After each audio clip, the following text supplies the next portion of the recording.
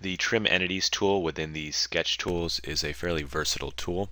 It allows you to trim away lines and arcs to the closest segments. And so it can allow you to draw in fairly complex sketches and then come back in and trim out what you don't need and trim to your specifications. One of the uses I have for the trim entities is creating a sphere. So generally, to create a sphere, you're going to create a half circle and a line to revolve about. With the trim entities, you can come in and simply trim away that other half of the arc, and then you have the arc and the line remaining.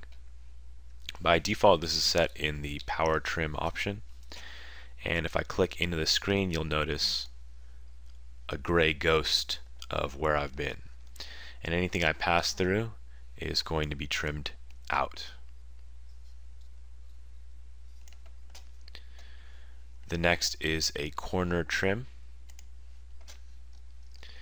and this works by selecting two edges that form a corner. So if I select out this edge and this edge, it's going to eliminate the inside out. And alternatively, if I choose the inside portion of the edge, it's going to remove out this side. So where you select on those edges makes the difference on how this is going to be trimmed. I can also use the trim away inside. So if I choose a boundary, I can select out items to remove.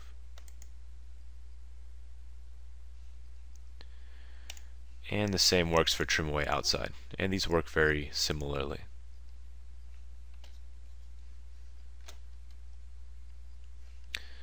The next is trim to closest, and this will simply trim out to the closest edge. So you see that it trims to the closest 2 points.